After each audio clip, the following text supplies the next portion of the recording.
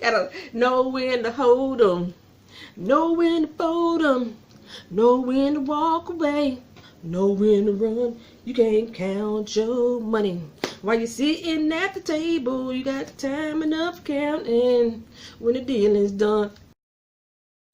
What's up, y'all? This is the Greenleaf review. My hair is growing bigger and bigger. It's been raining in St. Louis, so my fro is getting bigger and bigger and bigger. Yes, Greenleaf, Season 2, Episode 7, Born to Trouble. That sounds so weird. Is that the real name? If that ain't the real name, I'm going to put the real name on the doggone snapshot. Okay, so, Grace is having nightmares. Grace is having nightmares that she's riding along in the car, her and Sophie together, and then she looks in the rearview mirror and she notices it's Mac's face.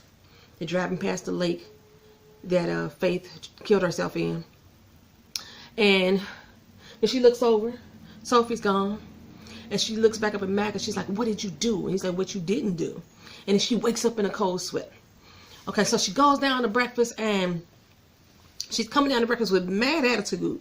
And like, what other money did Uncle Perv have to possibly fund and pay off his doggone victims? And the bishop and Lady May is like, it's so done and over with this conversation. It's like, come on, girls, when are you gonna let go?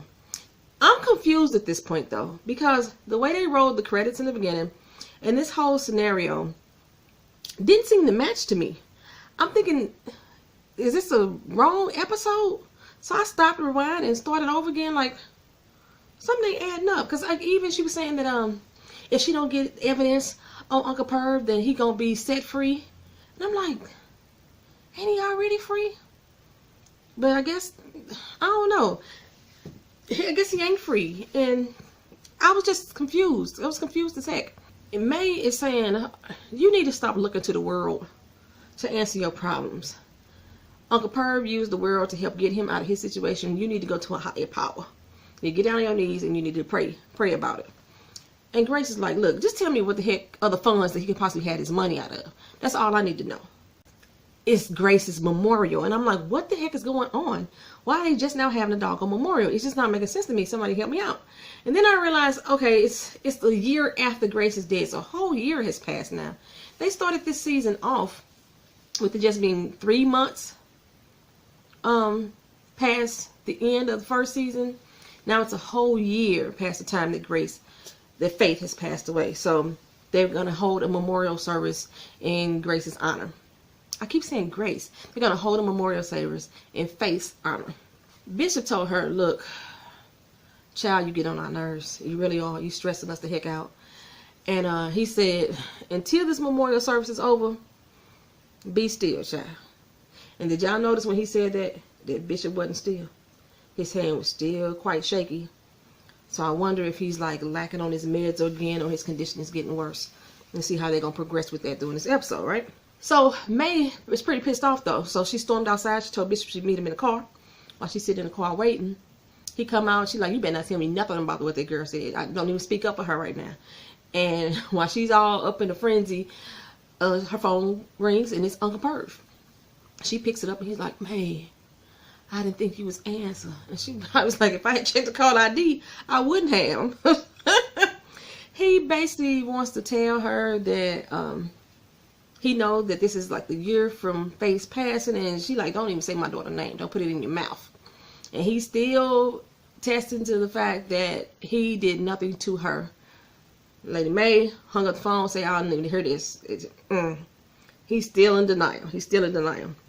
Then Uncle Perv is that they go to his house and they show him with the lady that he was on the date with that Grace supposedly scared off that day. Well, she's back. So there's always one woman who will overlook accusations of sexual misconduct to be with a dude. I don't know, maybe she thinks she on a come up because she keep mentioning through the show how she ain't never did this, she ain't never had that, and Mac need to do it for her.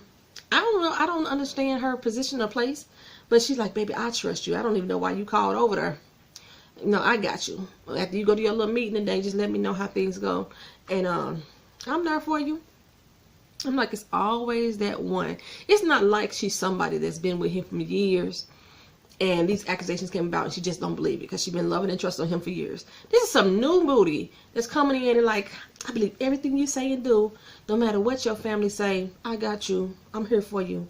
Mad love, right? Then the investigator comes by Grace's office and tells her that the judge is most likely going to rule on the case next week. And it looked like it's going to be in Uncle Purr's favor. And Grace is like, what the heck do I got to do? I'm not understanding this dynamic. I don't understand this relationship at all. Why would this investigator be coming to tell Grace anything about this case? Okay? That doesn't make sense to me. You know, we were still left with the cliffhanger when Grace said to her, when she called her to the office, to the church, and her and the other investigator showed up, and she told her that she thinks she got a solution to their problem. We never found out what that solution was supposed to be. So I'm still not clear on what the solution to the problem is. It's a year later. The judge about to go rule on it next week. But she decides to tell her, well, I know of another little girl. Her name is such and such, such, such. She's 16. And she gives the whole case file to Grace. I got a lot of problems with this. First of all, it's a freaking minor. She's 16. Why would you be giving Grace anything about a child case or a child witness to go talk to approach, right? And why you as an investigator is not approaching this yourself? Now, she did say that the case is closed. Okay, cases can be reopened at any time, but she's getting pressure from the higher ups that are friends of Uncle Purr's telling her not to do nothing about it. I watch a lot of TV. What investigators you know gonna listen to that? They usually say somebody from the big dogs trying to keep me quiet, then there must be something worth investigating, so I'm gonna do it because I am morally synced. Oh, I need some water. I morally got my crap together. I need to find my water. I'll be okay. I'm back here. Whew. So I got problems with this. Why would she be telling Grace anything, like I said, about this 16-year-old child? Why is Grace going to talk to this child at all? Man, why not talk to the parents first? That would be the responsible thing to do. Not to go approach a damn 16-year-old about some man probably fiddling with her. I just got so many problems with this scene.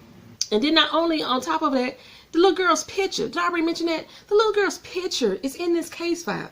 Now, she wasn't supposedly, she wasn't identified as a victim, as they said it. Nobody ever talked to her. So why you got a picture of this little girl that you giving to Grace? That don't make sense to me. It don't make sense to me. Grace ain't nobody. She's just another pastor. She ain't no investigator. She ain't no journalist. You gonna give it to Grace? That's irresponsible as hell as an officer of the law. Irresponsible as hell. But I'm gonna let y'all go with that right now. That kind of threw me. This is how shit get fucked up.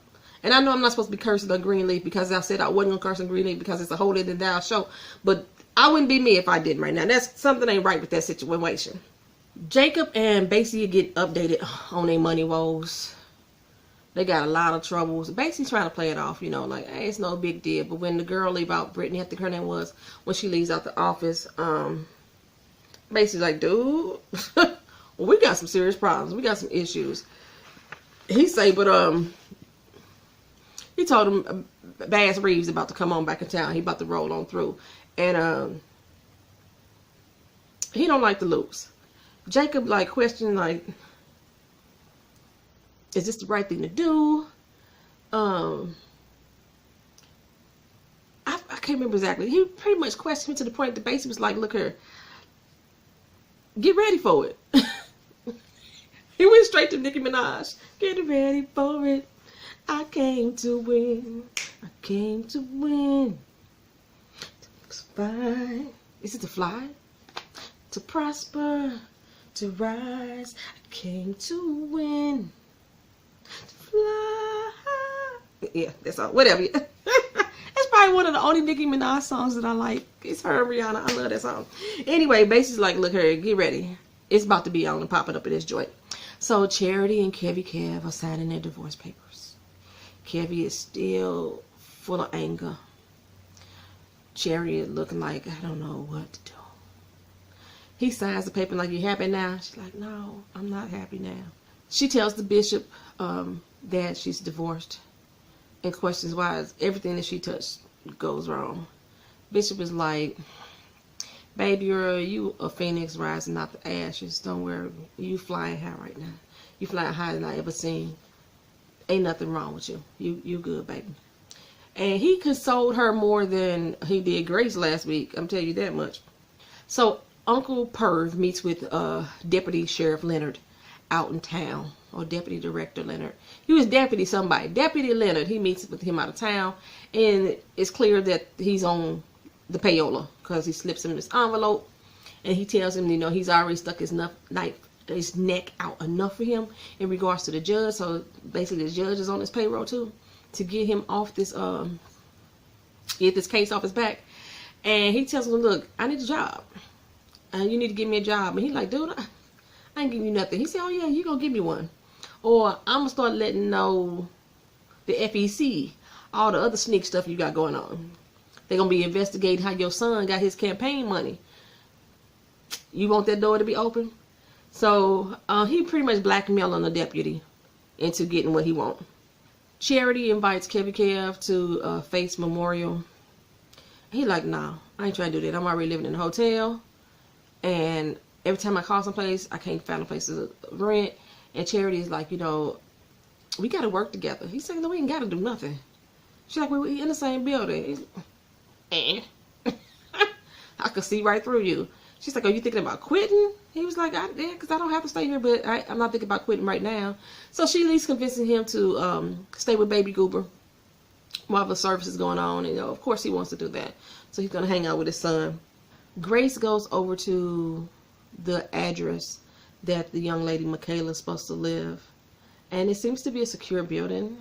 She's probing the front desk person about Michaela and trying to figure out her address. Evidently, you probably can't go up anyway. Seems like a secure building because she stopped you right there.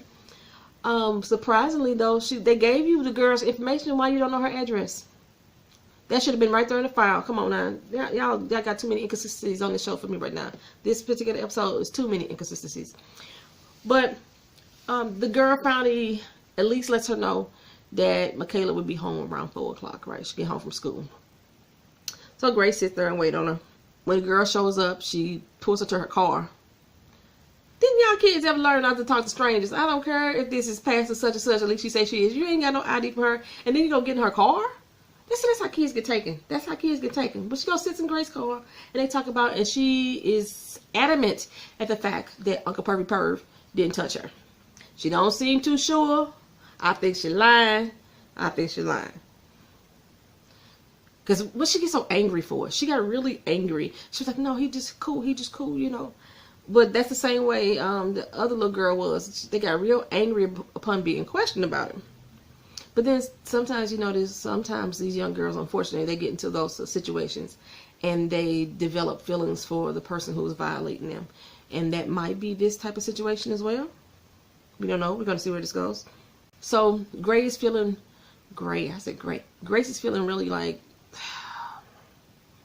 all out of options that this young girl is not being touched. She say that she relieved, but I think Grace was really hoping that this could have been another person that she could have added to the list. After Grace leaves, Michaela calls Uncle Perv. Hey, this chick came by her looking for you. She was asking me questions about you. I told her that you was cool and ain't nothing ever went down with us.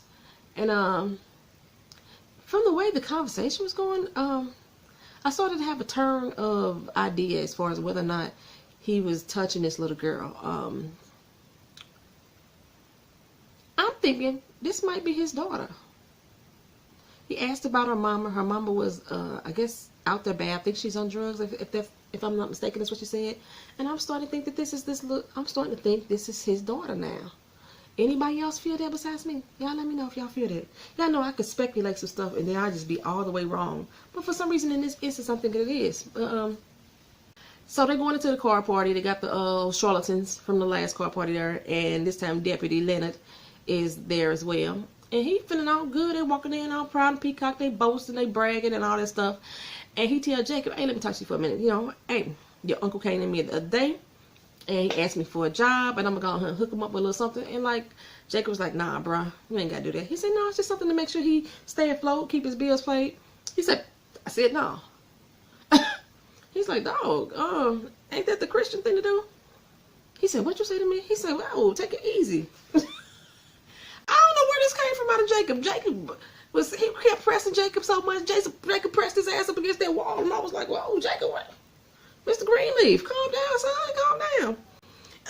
He told him that if you do anything to help my uncle in any way after what he did to my, I'm going to turn your ass up 3 ways a Sunday. Matter of fact, he said 6 ways a Sunday. It was twice as much as what I just said. I was like, Jacob, this not you. This don't even fit you. Calm down. You're doing a little too much here. You're doing a little too much here. I know some people was probably excited that Jacob is showing some toughness. And no, it just, for me, it was a bit much for me.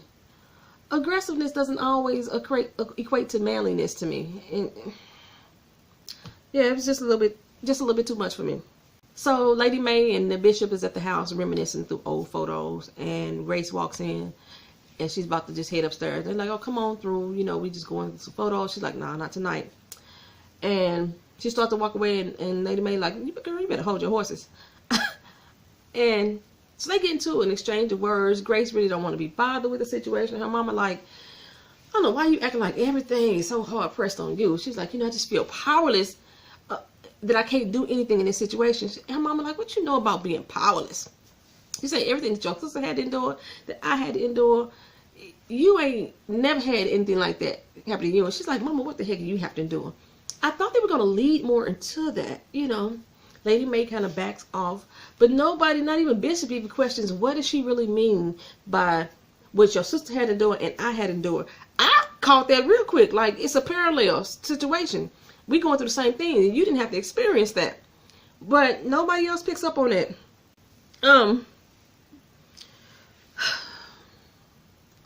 After a while, Lady Mae was like, you know what, go on, girl, get out my face.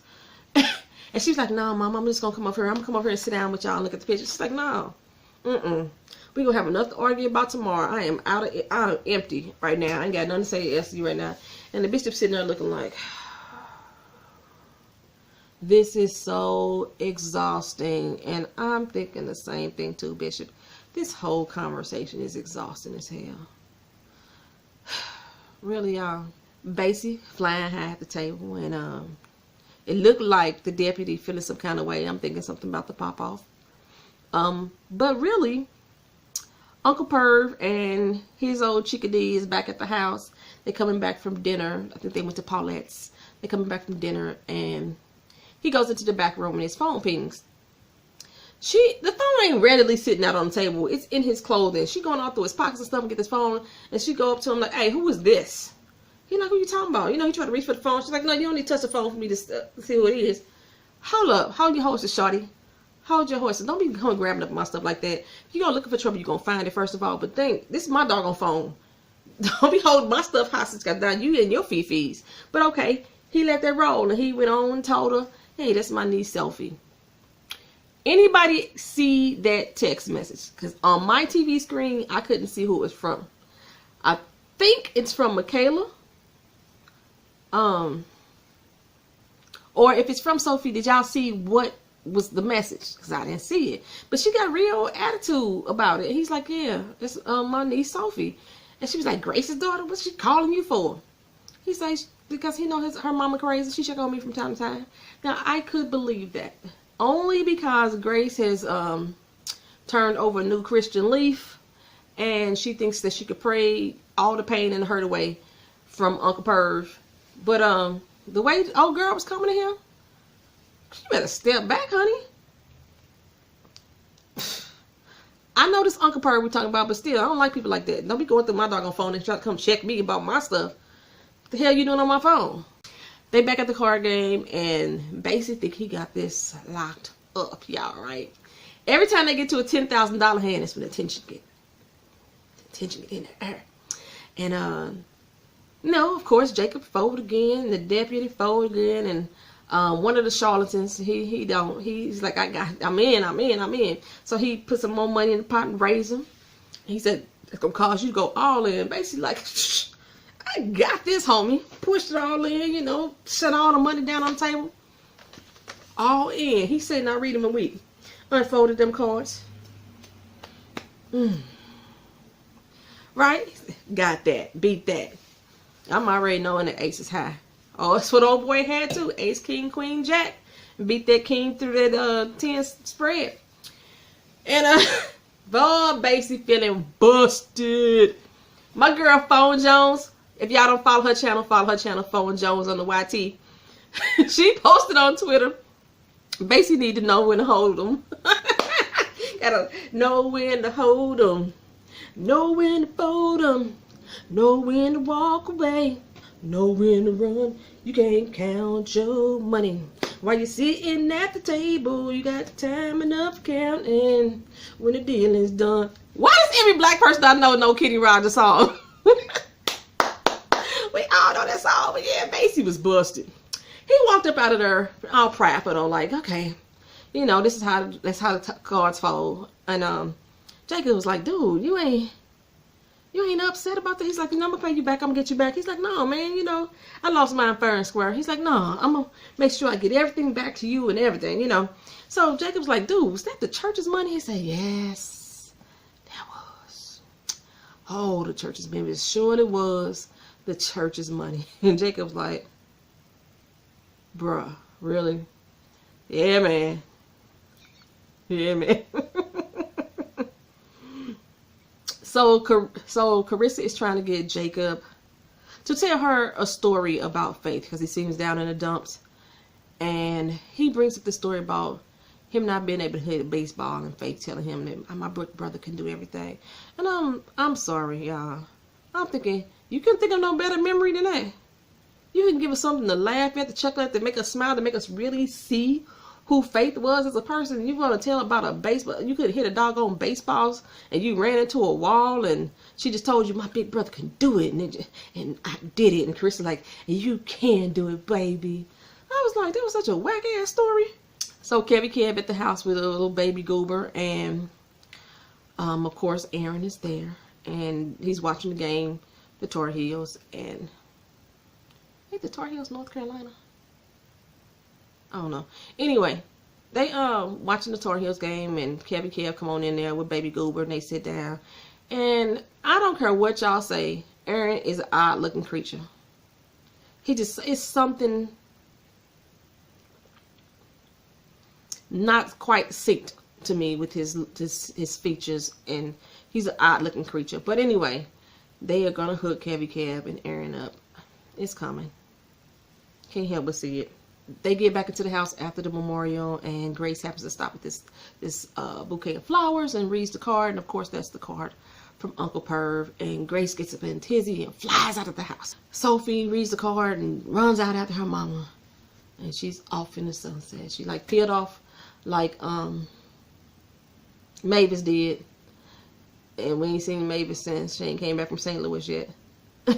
But we all know that she finna go confront Uncle Perv, and they about to go head to head and come to blows.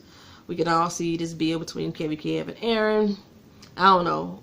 When they came back in for the memorial, I'd have had Kevy Kev and Aaron make it out.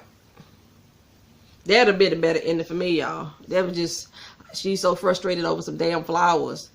Girl, you're doing too much, Grace. You're doing too much. You need some Jesus, some help, and some Lord. You really do. That's Greenleaf, y'all. Like I said, if I got the title wrong, and then I'm going to correct that on the snapshot and make sure it's right in the title. Retweet. Oh, because I do Twitter this. Retweet, share, like. But please, most of all, comment in the bottom. I love for y'all to comment and us to talk about the show. I don't know nobody else that I know, like in person, that watches this show. So, yeah, I'll talk to y'all about it. All right. Thank y'all for coming back again. Oh, Sunday. It's my anniversary on YouTube. Come back for that. It's my anniversary. Hey, my birthday. Go shawty. It's my birthday. Hey. Peace.